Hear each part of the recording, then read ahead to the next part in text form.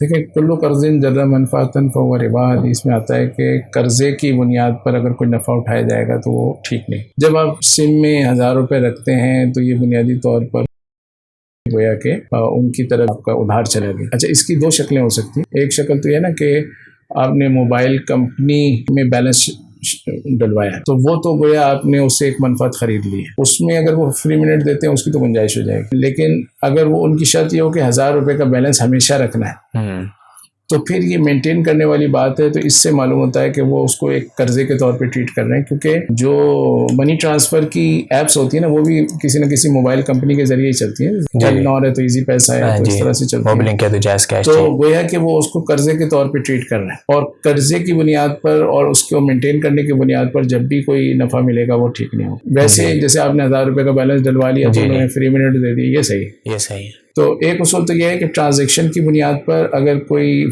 आपको बेनिफिट मिलता है वो सही है, लेकिन कर्जा देने या कर्जे को मेंटेन करने की बुनियाद पर है तो वो ठीक नहीं है।